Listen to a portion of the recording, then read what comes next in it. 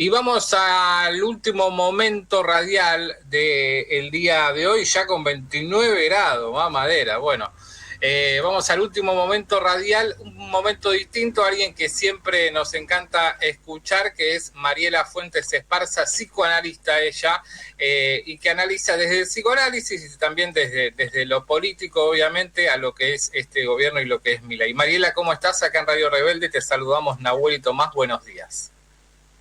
Hola, ¿cómo andan? Buenos días. ¿Cómo están? Bien, muy bien. Bueno, desde la última vez que hablamos hasta el día de hoy pasaron millones de cosas con este gobierno, que pasan millones de cosas en un día, así que no te queremos llevar para un lugar en específico, sino escucharte qué es lo que tenés en la cabeza, qué es lo que en el último tiempo más te llamó la atención para reflexionar. Bárbaro. Bueno, justamente como decían, ¿no? ¿Qué tendrá para decir alguien que estudia el psicoanálisis, que practica el psicoanálisis y que por supuesto también forma parte de esta sociedad y es un actor político también, ¿no? Para empezar, el psicoanálisis, el padre del psicoanálisis era judío. Además de un gran pensador, era judío y sabe muy bien Freud de lo que es la persecución, de lo que es el fascismo y el nazismo. De hecho, tiene que exiliarse de Austria, tiene que irse a Londres, donde le dan un lugar y donde termina sus días. Efectivamente, muere Freud 22 días después de que comienza la Segunda Guerra Mundial. Por lo tanto, esto tiene que decirnos algunas cosas, ¿no? La primera vez que nos encontramos, allá por abril del año pasado, hablábamos de algo diagnóstico en lo político respecto de lo que escuchábamos en Milei. Nos sorprendía, en ese momento creo, que él quería insistentemente destruir. A algunos nos sorprendía que quería romper el Estado, destruir todo. Podríamos decir hoy, bueno, todo sigue igual, ¿qué nos sorprende? Por suerte nos sorprende. Por suerte seguimos sorprendiéndonos y esa es la forma que tenemos de defendernos y de no naturalizar toda esta locura. Porque el intento constante de destruir el para todos que veníamos consiguiendo en términos de necesariedad de igualdad y de proteger las minorías es lo que nos lleva a salir a la calle, a defender justamente las minorías y el porvenir. Es en contra del fascismo, de todo discurso alienante, de destrucción, de lo que ya se consiguió, de lo que estamos consiguiendo, ¿sí? Necesitamos sostener que la ideología que atenta contra la verdadera libertad, es que nosotros tenemos que pensar siempre con la historia y con los otros. El porvenir es una dimensión netamente humana, que es con el pasado, el presente y el futuro, pero no es solamente el futuro, porque el futuro es ahora en 5 minutos. El futuro, por cierto, además se vivencia como ansiedad, lo escuchamos todos los días en el consultorio. El porvenir incluye el futuro, pero es un porvenir que nos constituye como deseantes, como sujetos libres, y esto no quiere decir solos, quiere decir libres en comunidad, en acuerdo, despiertos, el woke tan importante que se escucha tanto hoy. Cuando voy a traer algunas cosas, hoy traje varias, de Freud, Lacan, incluso, miren, Virgilio le dice al Dante, tú eres el que me seguirás, en la Divina Comedia. No le da una orden, le dice, me seguirás. ¿Qué quiere decir? Que hay una intersubjetividad en nosotros. Es el lenguaje en su valor de palabra, de función evocadora, donde el término evocar justamente tiene una afinidad con vocación, y que es con el destino de alguien, pero no es un destino trágico del héroe, una persona sola, no, es una épica y una narrativa personal que supone poder levantar la palabra, ¿sí? Hacer uso del verbo. Entonces, cuando nosotros defendemos los derechos de la comunidad LGBTQNB+, y un Venegas Lynch se mofa de estas letras, ¿sí? Y se mofa del todes, está justamente impulsando el odio que este gobierno de extrema derecha, de Milei, sostiene todo el tiempo y está en contra de la palabra y del verbo. Y puede estar en contra, por ejemplo, de la figura del Código Penal, que es el femicidio, incluida en 2012. Entonces, cuando allá, al comienzo, el tipo insistía con el equilibrio fiscal, uno decía, bueno, ese estribillo que uno puede hacer entonces una lectura política de ese diagnóstico, efectivamente la hicimos, y además decimos hoy, Milei es un síntoma de la época. Y entonces, cuando nos reímos un poco de todo esto y decimos presidente, por ejemplo, estamos tratando de zafar de la angustia que nos provoca este discurso totalizante, de la pureza, de la derecha, ¿sí? Y hace 3 meses hablábamos justamente de que la crueldad es la jactancia del fascista. Entonces, Freud, que siempre se interesó por los problemas culturales, no solo por la medicina, la psicoterapia, las ciencias naturales, Freud también se interesó siempre por la cultura. De hecho, no solo lo digo yo, agarramos los textos y Tótem y Tabú, Psicología de las masas y análisis del yo, El porvenir de una ilusión, El malestar en la cultura, la carta con Einstein, ¿Por qué la guerra? Y Moisés y la religión monoteísta, eso vamos a hablar un cachito ahora. Freud siempre señaló que él veía la mentira, escuchen cómo él lo dice, la brutalidad y la ignorancia triunfando en el escenario de la historia humana. Y entonces advierte sobre cómo el fascismo había tomado y trasladado a la política elementos míticos. Y así había fomentado la irracionalidad y la violencia entre las masas. Entonces, Freud compara el totemismo, el sistema de creencias que organizan las creencias sociales basados en el tótem, ese objeto sagrado, ese animal sagrado, ¿sí? Y dice que es la primera forma de la manifestación de la religión en la historia humana. Bueno, muy bien, hay cierto progreso entre el totemismo, que es la humanización de un ser a quien se venera, y se pasa de los animales a reemplazarlos por figuras humanas, dioses, donde el tótem queda ahí y no se oculta del todo. Esto es tomo 23, página 80 de Freud.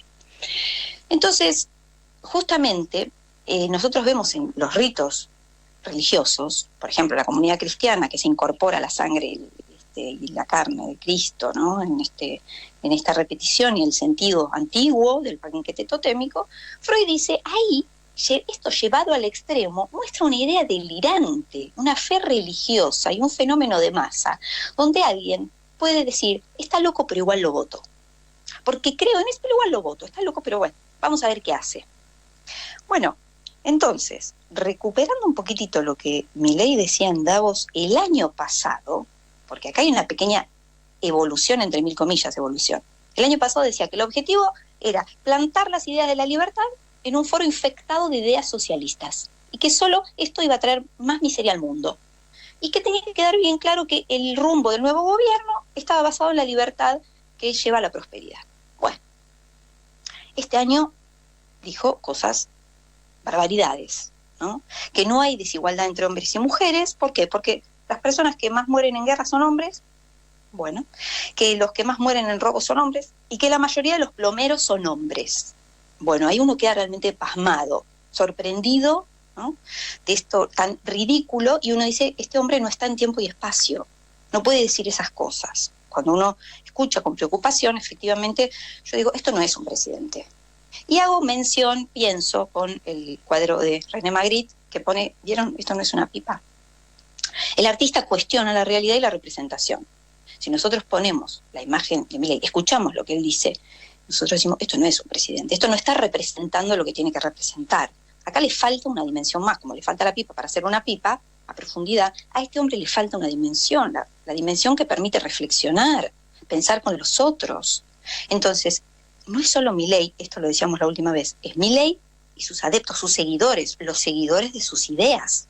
Entonces, es muy básico, es muy elemental, porque cuando un niño empieza a pensar los por qué que se hace, vienen de la mano de que primero dice que el perro, se le dice perro y no se cuestiona, ¿por qué le decimos perro al perro? Le dice perro al perro, pero sí pregunta, ¿por qué tenemos un perro? ¿Cómo llegó el perro a casa? Y ahí hay una transmisión y una complejidad y un pensamiento abstracto que supone que interviene una enseñanza donde introduce una historia.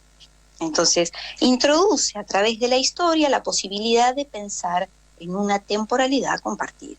Si pensamos por fuera de la historia, estamos fuera de la línea temporal. Esto es lo que vemos en Milei. Por eso el diagnóstico era político, porque Milei está fuera del tiempo compartido, está en un presente permanente y desconoce caprichosamente las luchas, los movimientos históricos sociales, desconoce el legado de la sociedad.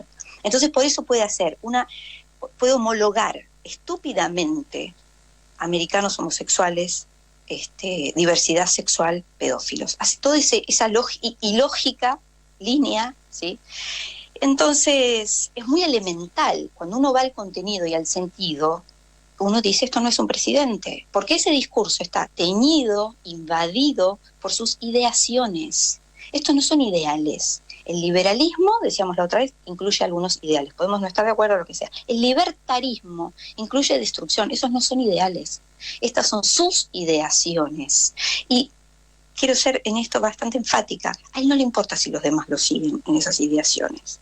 Por supuesto que lo siguen, eso es preocupante. Hay gente alineada detrás de estas palabras y hay otras personas que tienen que salir a tratar de explicar lo inexplicable, ¿sí? Cuando dice vamos a exterminar a la basura woke, ¿no? Tienen que poder explicar lo inexplicable. Pero insisto, la historia de Milei es la que estamos observando a cada paso, cuando se identifica ocasionalmente con las distintas figuras o personajes que le vienen bien. El león, recuperamos la idea de lo mítico, del tótem, el león, sea la religión judía, el muro de los lamentos, fuertemente ahora Trump y Elon Musk. Esto entonces, cuando se manifiesta en que es solo lo de él, lo que importa, lo que él piensa, lo vemos cuando echa amarra, por ejemplo. ¿Y qué dice? Todos aquellos que no respeten la agenda del presidente, es su agenda, ¿entienden? No es la nuestra, es la de él, serán expulsados. No importa quiénes sean, no importa quiénes sean. Entonces, atento a esto, porque Lacan, yo sé que es difícil Lacan, pero recorté cosas que no lo son.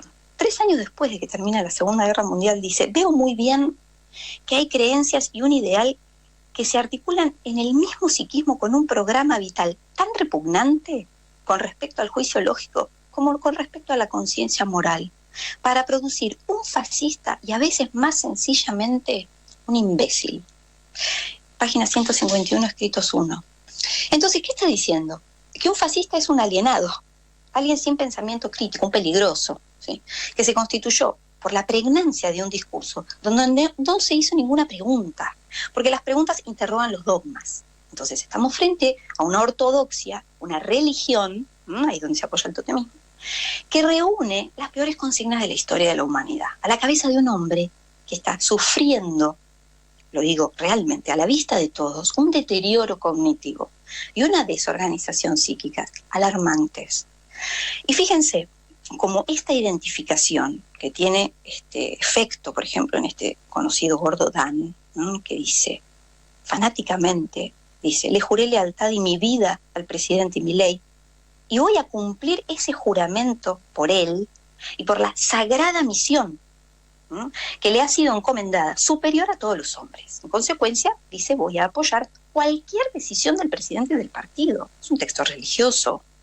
No debemos minimizarlo. No debemos minimizarlo, porque cuando Freud habla de la psicología del individuo, ¿sí? De la individual, habla de la neurosis. Y cuando habla de la psicología de las masas, habla de la religión. Entonces, vuelvo a Lacan un cachito porque esto es hermoso. Fíjense, en el año 71, él dice, bueno, habíamos trabajado ya con la psicología de las masas y el análisis del yo, que nosotros pensamos en el programa anterior que tuvimos hace 3 meses, y dice Lacan, dice, algo singularmente resultó ser el principio del fenómeno nazi. La identificación con algo que se puede llamar un ídolo humano. Penosamente estos discursos que recurren a la identificación camuflada, secreta, que no es identificación con ese objeto enigmático que puede ser nada de nada, no es una imaginarización, no, dice, se cristaliza y está comprometido en el proceso del discurso del capitalismo. Y esto precisamente, dice, bastó para provocar sus efectos de identificación. Dice algo más, si alguien se interesa por lo que pueda ocurrir, hará bien en decirse que todas las formas del nazismo están para nosotros a la orden del día. Esto es lo que nos amenazará en los próximos años. Lo dice en el 71, pueden fijarse en la página 18-19 del seminario 18. Entonces, no vaya a ser que alguien expulsado, ¿no? Y dispuesto a hacer valer esa identificación que le da mucha consistencia imaginaria, pero poco sostén simbólico, quiera ser más mileísta que Milei. Porque, atención, el odio del que hablábamos hace 3 meses, el odio es colectivo y funciona así los regímenes totalitarios y las dictaduras. El odio une y los hace compartir una misma pasión, no es individualista, es dadivoso, el odio abraza, como el que abraza las ideas de la libertad, es el frenesí, es ese furor de multitudes, ¿está? Entonces hay que estar muy conscientes de esto porque había un periodista, Diego Valenzuela, que dice que este presidente es una rareza, ¿no? Es un intelectual y un apasionado. No, no, es un delirante, y el discurso que propone matemático es paranoide, evidentemente, porque por cierto, la economía no va bien, lo que dice la gente que entiende de esto, y todos nosotros lo vivenciamos día a día. Entonces, esto no es un apasionado, esto no es un presidente, en eso me parece que quisiera insistir. ¿Por qué? Porque no representa eso que debería representar en lo simbólico. No sé si quieren hacerme alguna pregunta. Bueno, fue una clase magistral, Mariela, así que me parece que lo mejor es cerrarlo ahí, que quedó redondito todo el análisis, y para reflexionar y para volverlo a escuchar, te digo, porque la verdad un lujo haber tenido tu reflexión otra vez. Te agradecemos un montón haber estado estos minutos acá con nosotros, y bueno, seguramente te volveremos en un tiempo a molestar para ver cómo avanza todo esto, que cada vez que tenemos que analizar declaraciones y proyectos, cada vez está empeorando, ¿no? Empeorando, sí. No, la agradecida soy yo. Muchas gracias por el espacio y bueno, cuando quieran, bueno, nos vemos en la marcha. Dale, muchas gracias. Un abrazo. Pasó Mariela Fuentes Esparza, psicoanalista, que siempre es un placer enorme, realmente es un placer enorme. Nos ponemos a escucharla realmente como desde la política y la psicología analiza absolutamente todo lo que está pasando. Después lo vamos a subir en YouTube, siempre explotan sus notas en YouTube.